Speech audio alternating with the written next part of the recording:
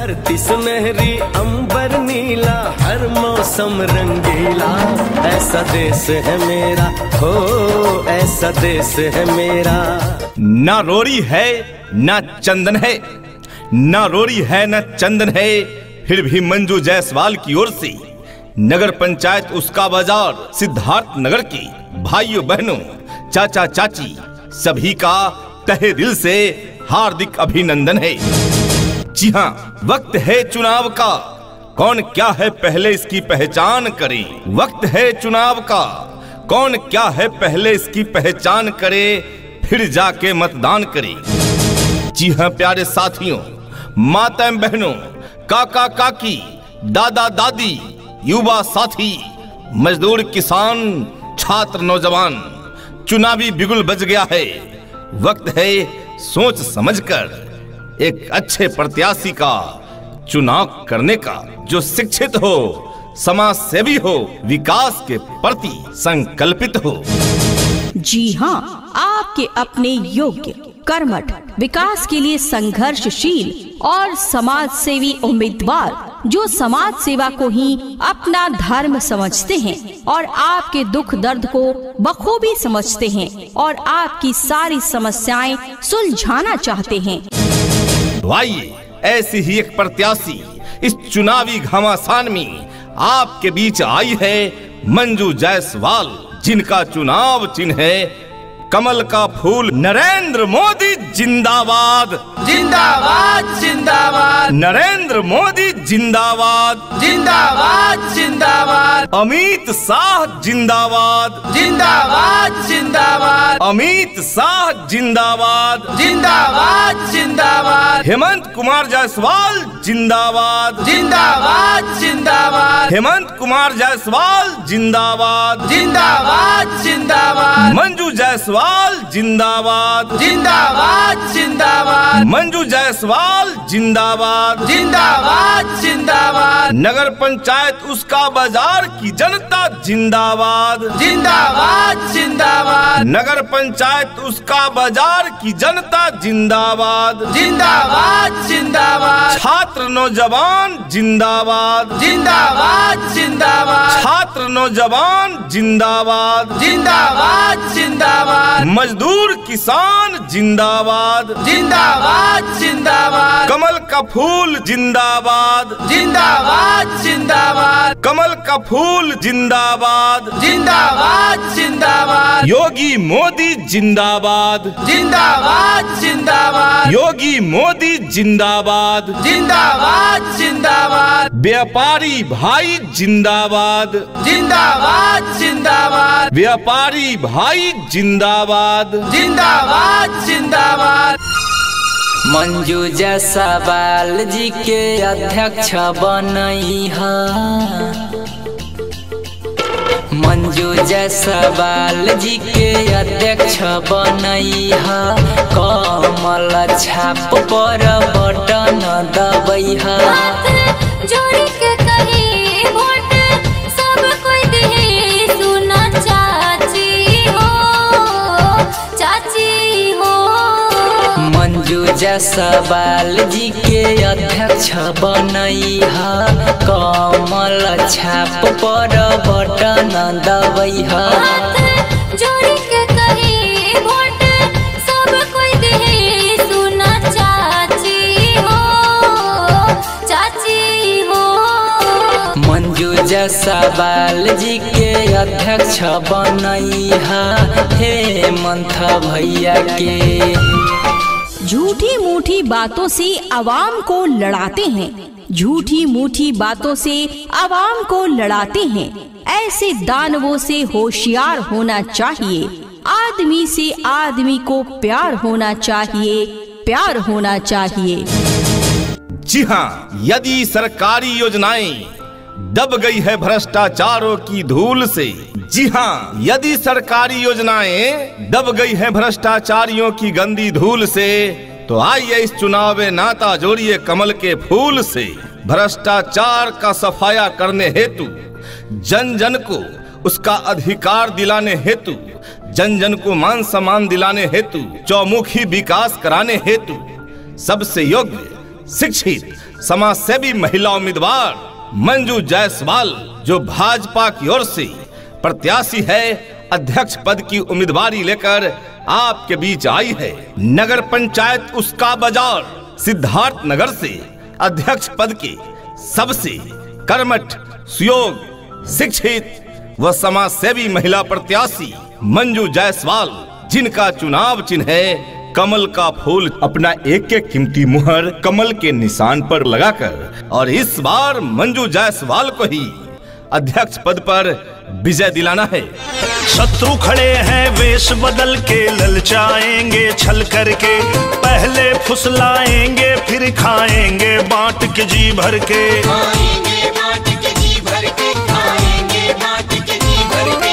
जाति धर्म में बांटेंगे, नफरत की आग लगाएंगे, गरीब का घर बनवाया मोदी ने नहीं बताएंगे। प्यारे साथियों, माता बहनों, मंजू जायसवाल को आप अच्छी तरह से जानते व पहचानते हैं।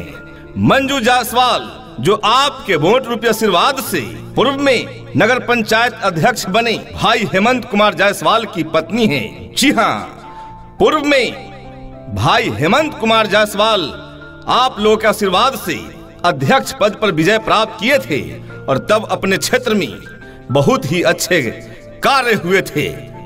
लेकिन पिछले 5 सालों से ये सत्ता इनकी हाथों से अलग हुई और अपने क्षेत्र में कार्यों में जंग लग गया। सारे कार्य या तो अधूरी पड़ी है या फिर हुई ही नहीं है। प्यारे साथियों, माताएं बहनों, यदि आप चाहते हैं कि फिर से अपने नगर पंचायत उसका बाजार सिद्धार्थ नगर का एक नई तस्वीर बनी, तो आइए हम सबको चट्टानी एकता दिखाते हुए एकजुट होकर मतदान के दिन मतदान केंद्रों पे चलना है, तो सिर्फ और सिर्फ अपना एक एक कीमती मुहर कमल के निशान पर लगाकर भाई हेमंत कुमार जायसवाल की पत्नी मंजू जायसवाल को ही नगर पंचायत उसका बाजार का अध्यक्ष पद पर विजय दिलाना है। तो याद रखिए, काका काकी दादा दादी युवा साथी छात्र नौजवान मजदूर किसान सबका चुनाव चिन्ह कमल का फूल। नरेंद्र मोदी जिंदाबाद जिंदाबाद जिंदाबाद नरेंद्र मोदी जिंदाबाद जिंदाबाद जिंदाबाद अमित शाह जिंदाबाद जिंदाबाद जिंदाबाद अमित शाह जिंदाबाद जिंदाबाद जिंदाबाद हेमंत कुमार जायसवाल जिंदाबाद जिंदाबाद जिंदाबाद हेमंत कुमार जायसवाल जिंदाबाद जिंदाबाद जिंदाबाद मंजू जायसवाल जिंदाबाद जिंदाबाद जिंदाबाद मंजू जायसवाल जिंदाबाद जिंदाबाद जिंदाबाद नगर पंचायत उसका बाजार की जनता जिंदाबाद जिंदाबाद जिंदाबाद नगर पंचायत उसका बाजार की जनता जिंदाबाद जिंदाबाद जिंदाबाद छात्र नौजवान जिंदाबाद जिंदाबाद जिंदाबाद छात्र नौजवान जिंदाबाद जिंदाबाद जिंदाबाद मजदूर किसान जिंदाबाद जिंदाबाद जिंदाबाद कमल का फूल जिंदाबाद जिंदाबाद जिंदाबाद कमल का फूल जिंदाबाद जिंदाबाद जिंदाबाद योगी मोदी जिंदाबाद जिंदाबाद जिंदाबाद योगी मोदी जिंदाबाद जिंदाबाद जिंदाबाद व्यापारी भाई जिंदाबाद जिंदाबाद जिंदाबाद व्यापारी भाई जिंदाबाद जिंदाबाद जिंदाबाद कर्मठ समाज से भी बारन हेमंत भैया और छै ईमानदार हो। जब जमले लाना हेमंत भैया तो पूछे लन समाचार हो। सब कोई मिल के इनके जितैहा, सब कोई मिल के इनके जितैहा। कमल छाप निशान हो, मंजू जायसवाल के अध्यक्ष बनैहा। कमल छाप पर बटन दबैहा। हाथ जोड़ के कहे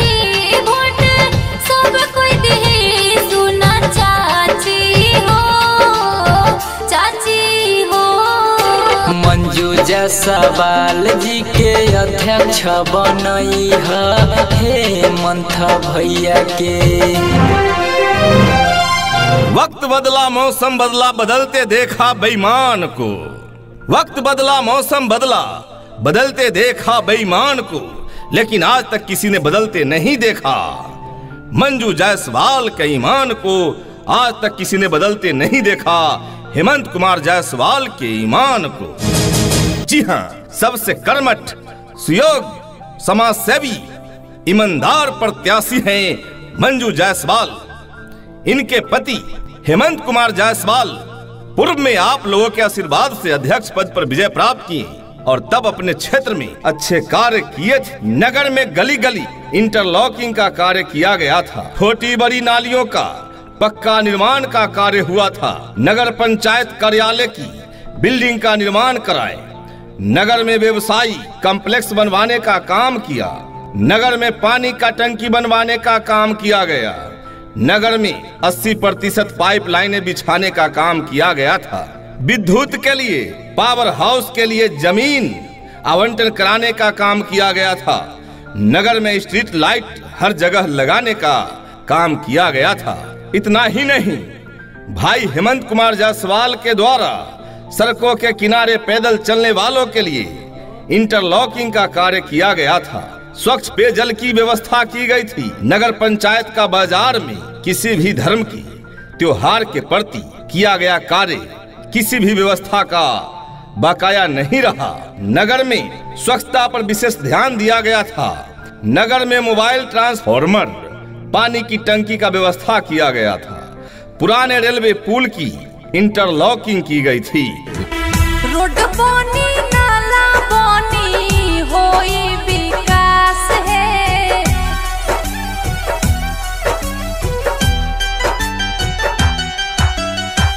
रोड बनी नाला बनी होई विकास है, टाइम से मिली गरीब लोग के आवास है, टाइम से मिली गरीब लोग के आवास है, टाइम से मिली। लेकिन पिछले 5 सालों में जब हमारे पास सत्ता नहीं रही तो हमारे क्षेत्र का तस्वीर बिगड़ चुका है। जी हां, अभी फिलहाल हमारे नगर पंचायत उसका बाजार का स्थिति दयनीय है, शौचालय का लाभ लोगों को नहीं दिया गया, सड़क किनारे लगे पोल की लाइट खराब है, सीसीटीवी कैमरे लगे हैं, लेकिन जनता को दर्शन दुर्लभ हो गया है। इतनी भीषण गर्मी में भी वाटर एटीएम खराब पड़े हैं, जनता स्वच्छ पानी के लिए तड़प रही है। आवास योजना में भी भ्रष्टाचार हो रहा है, पुराने कार्यालय के काम को आगे बढ़ाने की बजाय उनकी हालत और खराब कर दिया गया, जो सड़क बनाया गया आधा अधूरा छोड़ दिया गया, सभी वार्ड में शौचालय मानक के विपरीत बने और इस कार्यालय में आदमी स्वच्छ और साफ शौचालय के लिए भी तरस गए। चुनावी वादों में एक वादा था कि कोई भी गरीब व्यक्ति इलाज का मोहताज नहीं होगा, एम्बुलेंस की व्यवस्था की जाएगी, पर बेचारी गरीब जनता इलाज के लिए भी निजी वाहन किराए पर लेने को मजबूर हुआ। सभी वार्ड में पार्क बनवाने का झूठा वादा करके ज्यादा तो छोड़े एक पार्क भी नहीं बन सके पूरे नगर पंचायत में। प्रिय साथियों, माताएं बहनों, यदि आप चाहते हैं कि अपने क्षेत्र का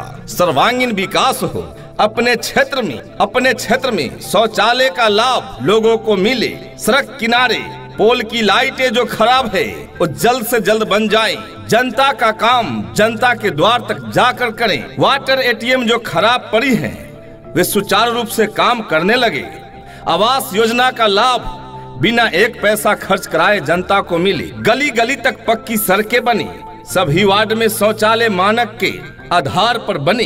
तो आइए अपनी चट्टानी एकता दिखाते हुए इस बार एक के कीमती वोट कमल के फूल पर देकर और मंजू जायसवाल को इस बार अध्यक्ष पद पर विजय दिलाए।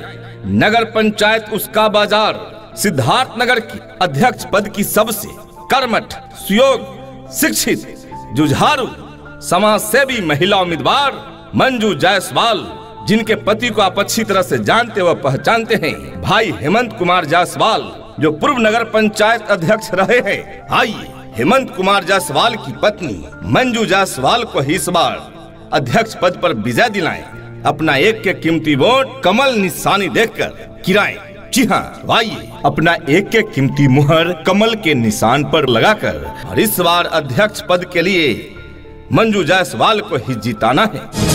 नरेंद्र मोदी जिंदाबाद, जिंदाबाद जिंदाबाद, नरेंद्र मोदी जिंदाबाद, जिंदाबाद जिंदाबाद, अमित शाह जिंदाबाद, जिंदाबाद जिंदाबाद, अमित शाह जिंदाबाद, जिंदाबाद जिंदाबाद, हेमंत कुमार जायसवाल जिंदाबाद, जिंदाबाद जिंदाबाद, हेमंत कुमार जायसवाल जिंदाबाद, जिंदाबाद जिंदाबाद, मंजू जायसवाल जिंदाबाद, जिंदाबाद जिंदाबाद, मंजू जायसवाल जिंदाबाद, जिंदाबाद जिंदाबाद, नगर पंचायत उसका बाजार की जनता जिंदाबाद, जिंदाबाद जिंदाबाद, नगर पंचायत उसका बाजार की जनता जिंदाबाद, जिंदाबाद जिंदाबाद, छात्र नौजवान जिंदाबाद, जिंदाबाद जिंदाबाद, छात्र नौजवान जिंदाबाद, जिंदाबाद जिंदाबाद, मजदूर किसान जिंदाबाद, जिंदाबाद जिंदाबाद, कमल का फूल जिंदाबाद, जिंदाबाद जिंदाबाद, कमल का फूल जिंदाबाद, जिंदाबाद जिंदाबाद, योगी मोदी जिंदाबाद, जिंदाबाद जिंदाबाद, योगी मोदी जिंदाबाद, जिंदाबाद जिंदाबाद, व्यापारी भाई जिंदाबाद, जिंदाबाद जिंदाबाद, व्यापारी भाई जिंदाबाद, जिंदाबाद जिंदाबाद, मेरे भैया भूल न जाना, मेरी बहना भूल न जाना, हर घर में खुशियाँ आएंगी, घर घर अब रोशन होगा।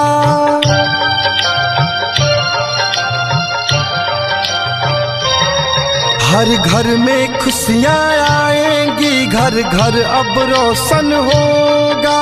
नाली सड़क शौचालय का ना कोई टेंशन होगा। पक्का आवास मिलेगा, राशन पेंशन भी मिलेगा, सबको सम्मान मिलेगा, सबको रोजगार। वंचित शोषित वर्गों को झमेला मत समझना, वंचित शोषित वर्गों को झमेला मत समझना, रोजगार के साधन को इनके ठेला मत समझना। गरीबों, वंचितों, शोषितों की बुलंद आवाज हूँ, ईमानदार हूँ, इसलिए अकेला मत समझना, अकेला मत समझना।